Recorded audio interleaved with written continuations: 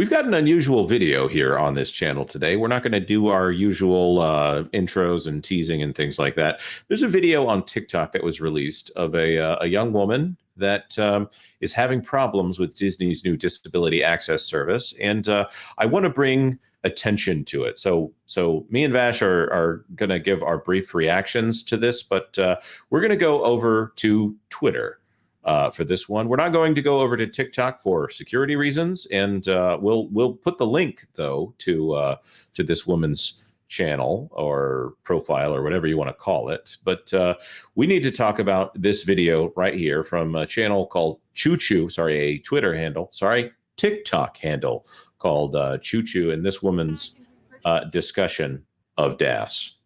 Hi, my name is Trisma Magajas. I was recently denied the disability access services here at Disneyland and Disney California Adventure. I was in substitution, provided the return to line, where if I had a party with me, my party would wait in line and I would meet up with them re-entry. And I wanted to make this video to show that no matter the severity of the disability, Disney has their own standards that they've created that determines whether or not you apply for their specific accessibility service, which mainly, and she described it as severely disabled or cognitively disabled. I do understand. I however, wanted to raise attention to an idea that I had instead. So I wanted to be able to purchase Genie Plus. But since I am a Magic Key holder, rather than coming back and repurchasing it $25 per person for my group if I visit every week, I'm out $400 a month on top of the $380 ventilator bill and my medical supply bill. Instead, I say that Disney puts a lightning link service for those who are disabled, and it's a one-time purchase for a year, let's say. Usually if they have Magic Pass. And with the one-time purchase of the lightning link, I can reuse the lightning link service, but still pay a fee for the lightning link service. It also helps my disability. Thank you again for listening. I really hope Disney looks at their policies. And for those of you in the same position as me, I'm very sorry. I wish I could understand even more so your story and your frustration, but I am making do with what I have. Pay attention to more content from the Disney parks and more on accessibility. That was a pretty rough watch. I'm not going to lie, but there's one moment in particular that I think stands out to me.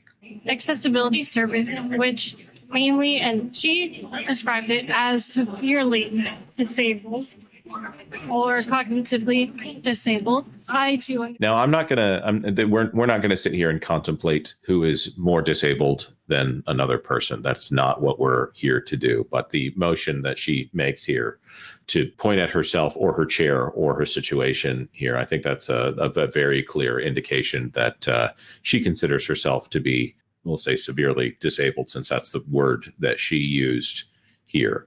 From what I'm hearing right now, the current DAS system is that you get into an interview of some kind. If you're fortunate enough to do it telecommunications wise, you can do that online, and you agree before you go into it that you will not sue the company as part of a class action for whether or not you are actually given access to the disability access service.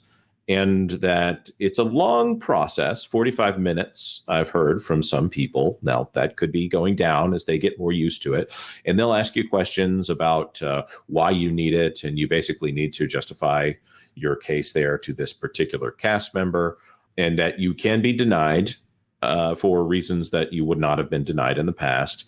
It seems like it's favoring people with neurodivergence more than it's favoring people who have more physical disabilities. I'm not commenting on Disney's justifications for one over another.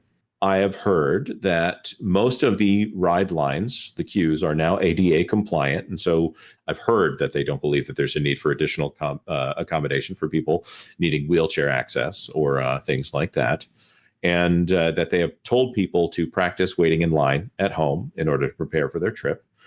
And that in the case of this person right here, she's saying that she would have to wait outside of her entire party to go off and do something on her own while the rest of her party stays in line. I don't know how large her party is. I'm hearing that's about 4 people as the maximum that she could take with her. So if you have a party of more than 4, this is excluding a person with a disability. I don't like this situation, and I think that this is a really bad look for Disney. Regardless of many facts about this, I think this is a really bad look for Disney for a video like this to come out. And this girl puts herself out there. Charisma, I think she said her name was, and she pleads her case to the company in a way that I don't think that they can refute, to say, hey, this isn't great. Vash, I know that you have some experience in assisting people with disability at the park. What do you think about this situation?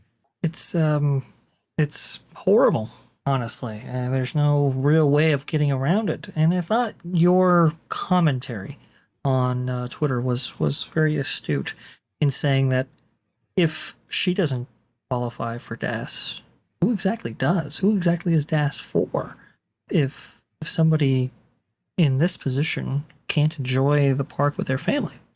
And she even brought up the fact that, hey, look, listen, can we come to a compromise? Can we come to a one-time fee for a lightning lane for my family? To kind of, ease the burden here. Because we kind of know that this is, right after they impose these DAS changes, we now have this multi-pass lightning lane service and single-pass lightning lane service, a complete reimagining of what was Genie Plus into this new service.